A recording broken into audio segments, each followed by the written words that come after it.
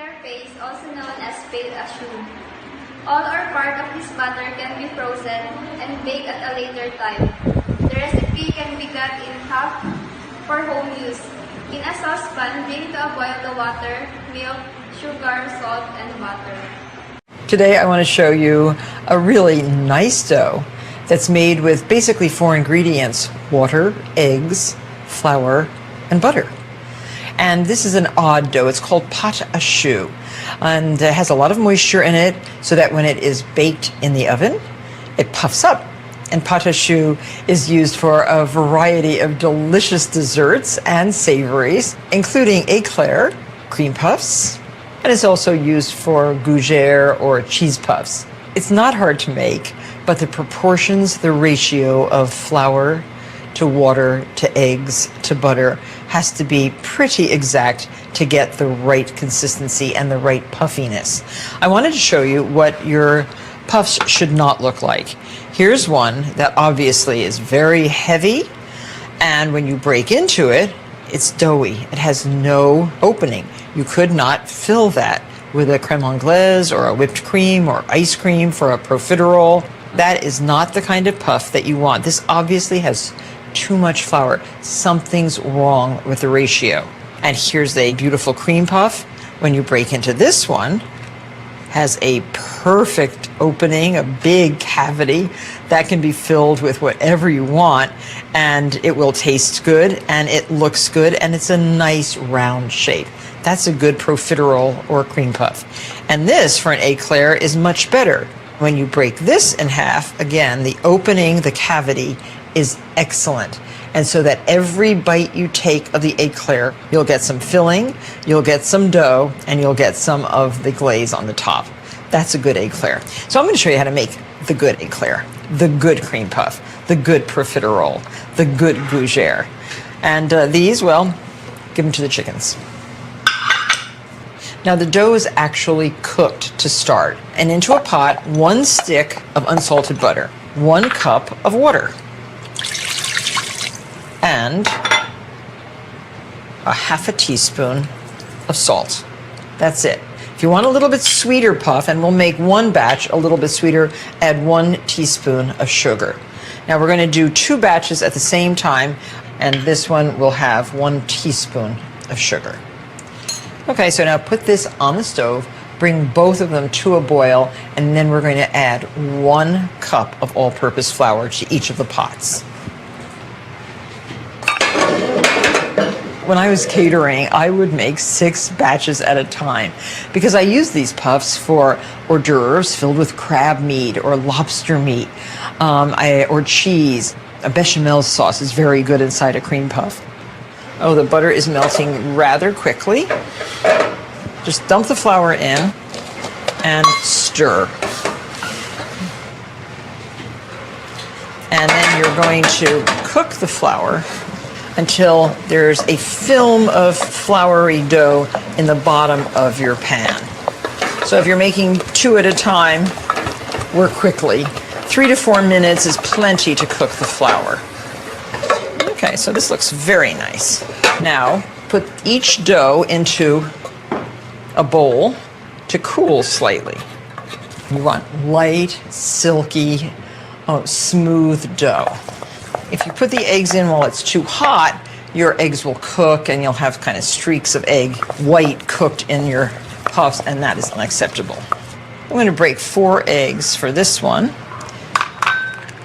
You don't want any shells. The eggs are bright yellow, and they do make a kind of yellowy dough, but it does, when it bakes, it's a golden color. It's a good color. So there's our 4 eggs. Now we're going to add 1 at a time. Why 1 at a time? Because this dough cannot absorb all the eggs at once. Now watch what happens. You stir. It's very wet, and the dough kind of breaks up into segments. And you think, oh my gosh, what happened? It's all broken. Will it ever come back together again? And miraculously, it does. Watch. See how it has all come back?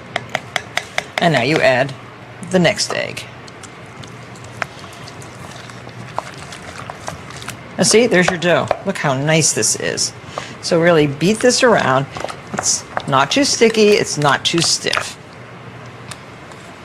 And it didn't take too long to make. Now the dough can sit like this, covered with plastic wrap, for quite a while. You can also form your puffs and let them sit on cookie sheets until you're ready to bake them. Oh, 2 to 3 hours, no problem. So here's our dough, and we are going to pipe the dough into the shapes desired. Now if you want to make eclair, you can draw pencil lines. These are 3 inches long and about 1.5 inches apart. This will give you a nice guide for the shape of eclair that you desire. If you want to make giant size ones, you can do long ones like 5 inches long, no bigger, they're too big. I'm using a tip that measures just a little bit more than 1/2 inch, and I'm using a big canvas pastry bag that's soft and malleable and will allow me to really pipe this dough well. Okay, so now the dough can go right into the bag. I would suggest putting about half the dough in. By folding the top of the bag down, I haven't gotten any dough up here. It saves dough and it makes it much easier to pipe. So we'll start with putting a little dot under each corner of the parchment paper so the parchment paper will kind of stay in place. It's like a little bit of glue here. There. And then move this to whatever position works for you. And hold and pipe. Hold and pipe. And just keep going until you fill your pan. And notice I'm only squeezing with one hand, directing with the other. Little unevenness like this can be smoothed out with a little bit of cold water in your fingertip. Just like that. And then glaze with a little bit of egg mixed with water. 1 egg, a couple tablespoons of water. And if it's well mixed, it will just glaze right on the top. And remember, make sure your oven is preheated to 375. And these should bake anywhere from 20 to 25 minutes. So there, that's done. Now let's make our cream puffs, a different shape, round. And if you want to make great big cream puffs, use a full 1 inch tip and make big mounds of the pâte à choux. And more egg glaze. So get those in the oven and watch them rise. Our profiterole, our eclair, our giant cream puffs are all done. They're baked. They have puffed beautifully. They have very nice light feeling and a really nice cavity inside each one of these beautiful baked goods. There are 2 types of meringue. First is Swiss meringue and Italian meringue. So meringue is a type of dessert often associated with French, Swiss, and Italian cuisine, traditionally made from whipped egg whites and sugar, and occasionally add acidic ingredients such as lemon, vinegar, or cream of tartar. Swiss meringue is a combination of egg whites and sugar cooked over a water bath, then whipped until fluffy and thick. It can be used as a frosting for your favorite cake, a topping for pie, or even piped into meringue cookies. The ingredient ratios and cooking temperatures vary wildly from source to source, leading to a few common complaints. Some recipes call for a 1-to-1 ratio of sugar to egg whites by weight, giving the Swiss meringue a light body and matte finish. Other recipes use a 2-to-1 ratio of sugar to egg whites, making Swiss meringue creamy and dense, but prone to forming a thick and grainy crust over time. This style can also have a somewhat gooey consistency when raw. I split the difference with a 3-to-2 ratio of sugar and egg whites for a slightly glossy meringue that's both silky and light, even lighter than a French meringue made with the same ratio of ingredients. Most recipes call for cooking Swiss meringue until it's somewhere between 120 and 140 degrees Fahrenheit, but because sugar protects the egg whites from coagulation, they won't actually cook over such low temperatures. With raw egg whites, those meringues aren't very stable. I overcome this problem by cooking the meringue all the way up to 175 degrees Fahrenheit, which promotes better coagulation, creating a more solid protein network for a meringue that's both fluffy and stable. To give my Swiss meringue more flavor, I start with lightly toasted sugar. Thanks to some low-key caramelization, it tastes less sweet than plain sugar. Like many other recipes, mine includes cream of tartar. In side-by-side tests, I didn't find a huge impact on volume or stability, but its acidity gave the meringue a more balanced sweetness. Instead of a liquid extract that could compromise its stability, I used vanilla bean to give my Swiss meringue a flavor and aroma that will complement any dessert. Here's how to make it for yourself at home. Prepare a large water bath using a crumpled ring of tinfoil to form a booster seat for the bowl. Combine egg whites and sugar, along with the cream of tartar and salt, plus the vanilla seeds. Place over simmering water, stirring constantly with a flexible spatula until the mixture registers 175 degrees. Transfer to a stand mixer and whip on high speed until fluffy and thick. Keep an eye on the size of the bowl. The meringue will climb higher as it grows. Stop whipping when that growth stalls out and the meringue can hold stiff peaks. When the meringue is done, it's ready to be used in anything from your favorite buttercream to meringue cookies, pavlova, or even fancy desserts like baked Alaska. Generally speaking, a meringue is a mixture of egg whites and sugar beaten until the whites are at stiff peaks. Italian meringue is made by whipping egg whites with a cooked sugar syrup. This makes a very shiny, satiny meringue that when baked becomes glossy and crunchy. Here are the 3 steps to make Italian meringue: making the syrup, whipping the egg whites, and mixing them together.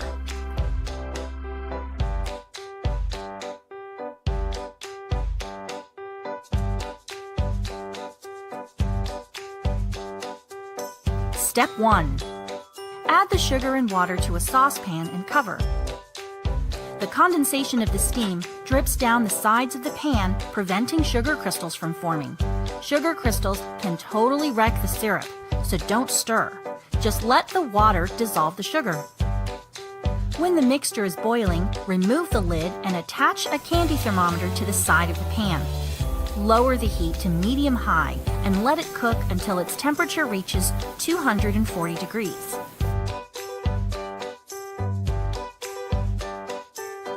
Once the syrup is at 240 degrees, remove it from the heat. Step 2. Start whipping the egg whites on high speed. Step 3. When the whites are at soft peaks, lower the speed to medium and slowly pour the syrup into the mixer. Aim for the space between the whip and the side of the bowl. Pour the syrup in a steady stream.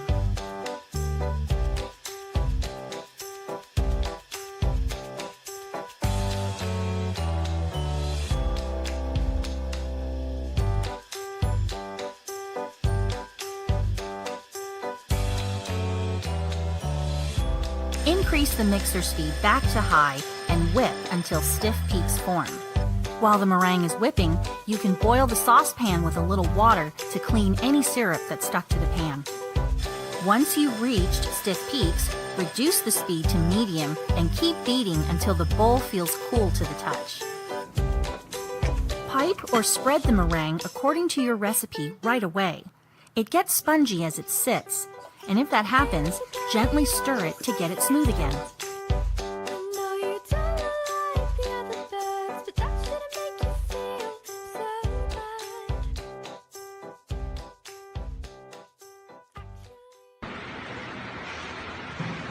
Phyllo or phyllo dough is a very thin and leavened dough used for making pastries such as baklava and borek in Middle Eastern and Balkan cuisines. Hello, this is Chef John from foodwishes.com with homemade phyllo dough. That's right, I am very excited to show you how to make your own phyllo, which, by the way, is basically part 1 of our 2-part baklava video. So yes, even though no one's ever requested it, we will be doing baklava very soon featuring this homemade dough. And while it would be much easier and much faster to use the phyllo you buy at the store, this is going to be way more fun. Plus, we get to brag we're able to make what some people consider the world's hardest dough. By the way, as you're about to see, it's not. But that's what a lot of people think. So with that, let's go ahead and get started with some all-purpose flour in a bowl. And what we'll do is make a little well in the center, into which we will pour some extra virgin olive oil, as well as a pinch of salt. And then we'll finish this very simple dough off with some white wine vinegar. And then last but not least, some very warm water. And we'll go ahead and pour that in and give it a mix with our fingers. And as you know, many doughs I will use the electric mixer for.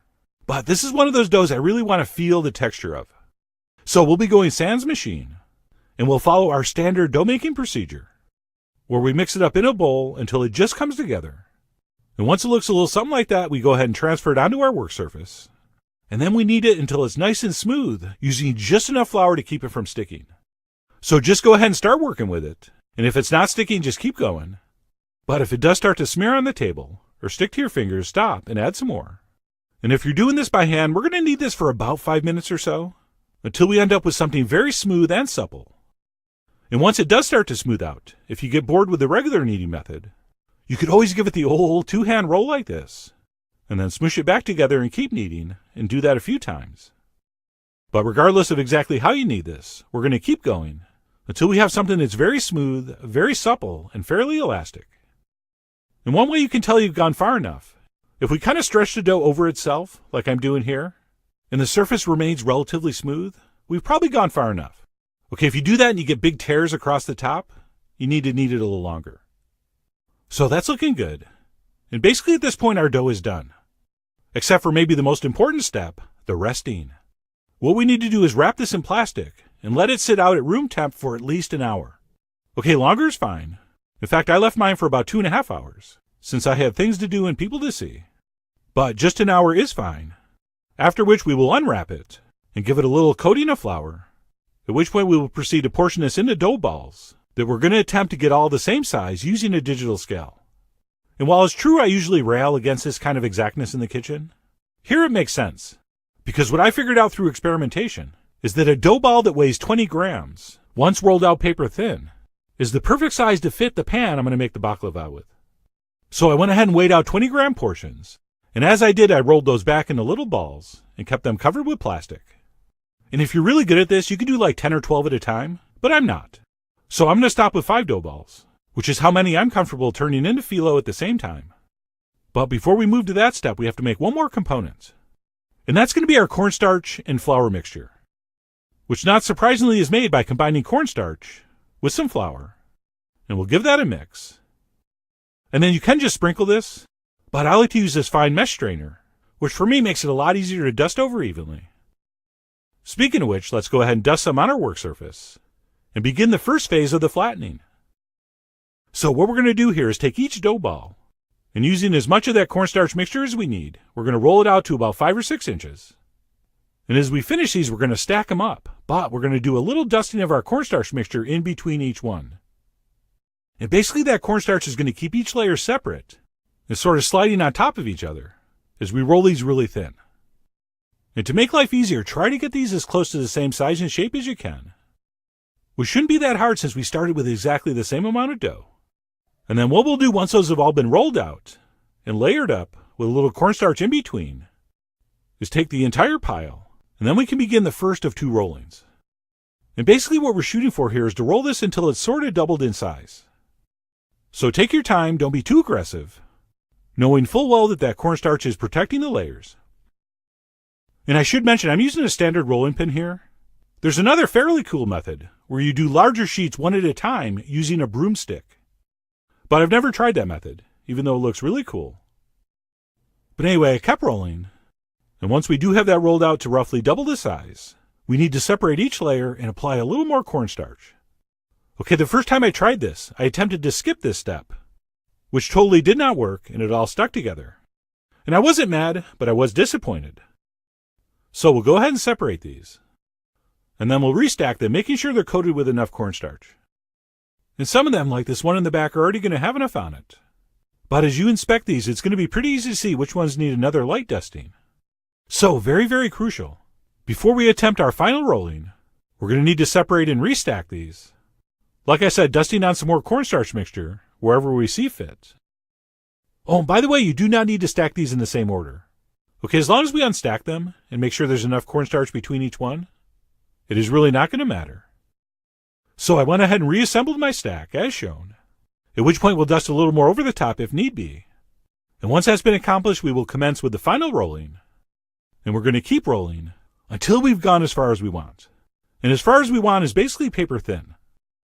And I do like to give that stack a little half turn every once in a while, which will help us keep that round shape as we roll. And obviously the longer you do this, and the bigger it gets, the thinner your sheets are getting. So ultimately, depending on the size of the dough you started with, it's going to be up to you to decide when to stop. You are, after all, the Jackie O of how thin to go. I know this is Turkish, not Greek, but I don't know any famous Turkish people. But anyway, I kept rolling until it was about this big. And if everything goes according to plan, you should be able to peel off each layer and have one beautifully thin, still fairly supple and elastic piece of phyllo dough. Check it out, you can pretty much see my fingers through that. Although it's hard to tell with this angle. Let's go for a little backlighting. Oh yeah, that's thin. So for an amateur, I was pretty happy with how this came out. And by the way, if you do have a little excess cornstarch on there, that actually brushes off fairly easily. And if you want, you can use it immediately. Just keep it covered as you're working so it doesn't dry out. But I'm actually going to pop mine in the fridge and use it later. So what I like to do is transfer that onto a lightly dusted piece of parchment, and then place another one over the top and roll it up. And I said roll, not press. Okay, so roll that up with a nice light touch. Do not press. And once that's rolled up, we can wrap it in plastic and store that in the fridge for up to 24 hours, or pop it in the freezer. And of course, once that batch is done, we would continue with the same process, finishing the rest of the dough. And usually at this point of the video, I'd have something to taste and discuss. But that's it. Sorry to leave you hanging, but this was just how to make the dough. And you'll have to stay tuned to the next video when we use this to make baklava. And yes, there's a little teaser for you. But in the meantime, if you want to practice, just go ahead and make up a batch, and then search phyllo on allrecipes.com, and you'll see tons of options of what you can do with this amazing product. So I really do hope you give this a try soon. Head over to foodwishes.com for all the ingredient amounts and more info as usual. And as always, enjoy.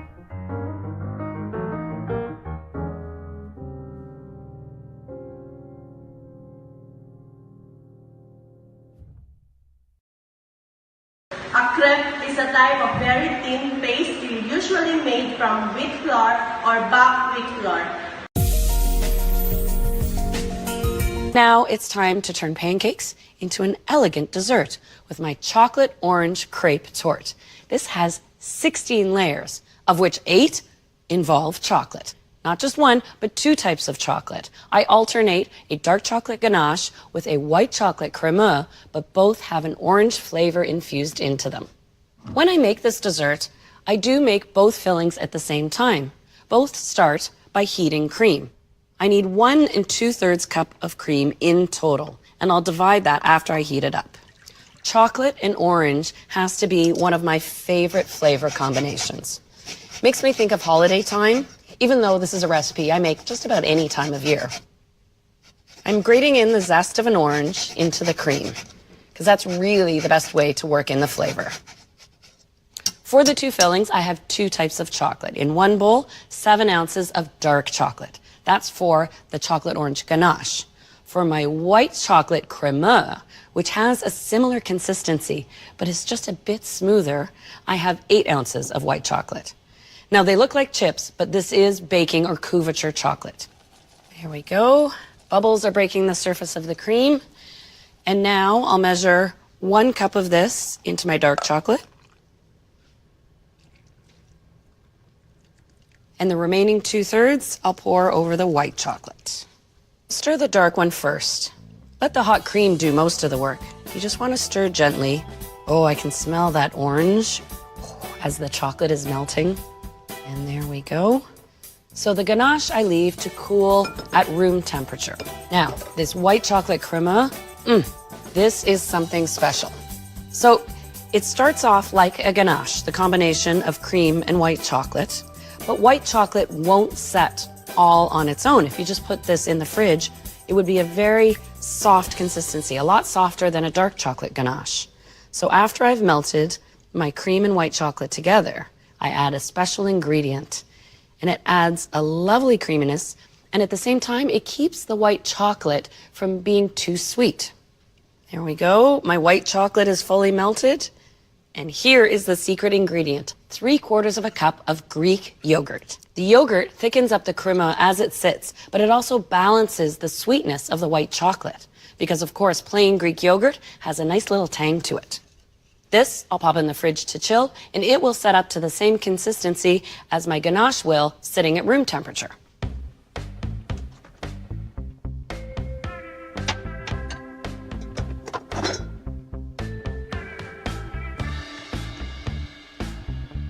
While my 2 fillings set, that leaves me the perfect amount of time to make the pancakes. So I start with a cup of all-purpose flour, just a touch of sugar, a tablespoon, and now for the liquids.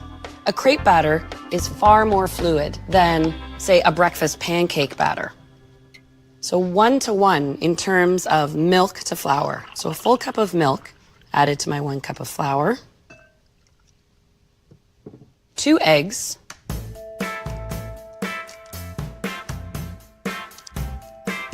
3 tablespoons of vegetable oil. You could use melted butter if you wish, but I tend to use the oil simply because sometimes I make this batter recipe ahead of time and I just keep it in the fridge. If you do that with butter, your butter will solidify within the batter. And this you want to whisk until it's quite smooth. A couple of lumps are okay, but not a whole lot here. In fact, you could use a blender if you wanted to, but then you have to let the batter rest. So a simple whisk by hand. You can really see how fluid this batter is. So if I'm preparing my crepe batter ahead of time, this is where I put it in the fridge. Right before I want to make my crepes, the last ingredient, 1/2 cup of club soda or sparkling water. This really lightens up the texture of the crepe, and it makes the batter easy to handle, easy to swirl around your crepe pan. Because this is a thin, flat pancake, there's no need for baking powder or baking soda. Now, I've got my crepe pan. Takes a little fiddling around, but I heat my pan to just above medium. I'm just gonna wipe a touch of oil onto my pan. Drop the batter right in the center of the pan, and then swirl it outwards. You don't want to flip your crepe until you see the entire surface has gone matte. No more shine. And it should even start browning and pull away from the edges of the pan. I find it easiest to use a bamboo skewer and just quickly the tips of my fingers to flip it over. Just a couple seconds on its other side, and then onto a plate. And on you go. You get a really nice rhythm when it comes to making crepes. This crepe recipe makes 8 large crepes, and that's exactly what I need for this elegant crepe torte. So I'll finish making up these crepes while my 2 fillings set, and then it'll be time to pull it all together. Well, all 16 layers. I'm taking pancakes to a whole new level, 16 levels in fact, with my chocolate orange crepe torte. I have my 2 fillings that are both now the same consistency. The white chocolate orange one has been chilled and the dark chocolate one has been sitting at room temperature. I have all my crepes made, so it's time to assemble. I got my inspiration for this torte on a recent trip to Singapore, and when you visit some of the shops there, they actually have whole stores devoted to crepe tortes of all different flavors. And I thought, I love crepes and I love all these fillings you can use, so I put my own version together. Now what I noticed there is the crepe tortes are beautifully perfect and nicely stacked. So what I do is I trim my crepes so they're all exactly the same size. I just use a tart ring, but you could simply use an inverted bowl or even a plate and just trace around and cut it. So I'm gonna cut these all first before I assemble a thing. I'm using 8 crepes in total. And whatever you do, don't throw away these scraps, because those in a bowl, warm, with a little bit of butter and brown sugar, and a spoonful of ice cream, it's like a crepe sundae. The assembly isn't overly complicated, but you just have to keep track of your layers. Start with a crepe at the bottom, and because I want to end with the dark chocolate on top, I start with the white chocolate on the bottom. Just a little spoonful. Here, you can really understand why this is called crémeux. Look at that creaminess. You want a nice, even layer. Now for my dark chocolate. Once you make your ganache and you cool it to room temperature, it'll actually keep setting up until it's solid. So if you're spreading it on your torte and you find it's no longer spreadable, just warm it up a little bit, give it a stir, and away you go. I leave about a ½ inch gap around the outside, just because as you layer it on, each layer will compress on the other and push the filling to the outside a bit. I like to serve this dessert when I'm having a small group over for dinner. So you don't need a cake for 20 people. A little slice of this is really rich and satisfying.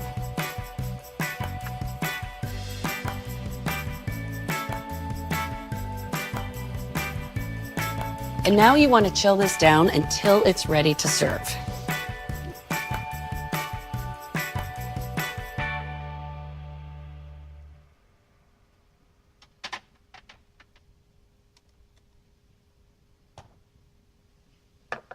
The finishing touch I like to add, just to let you know that there's an orange flavor in there, is adding a few candied orange slices. But of course, that's optional. And so can you believe that there's 16 layers packed into that crepe torte? I'm just gonna cut this orange slice. I love that you can find inspiration just about anywhere, and with things as simple as a pancake. Normally when I have crepes, they're warm. This is a wonderful way to enjoy them chilled. Thanks for watching Oh Yum. Keep an eye on this channel for plenty of delicious recipes and more.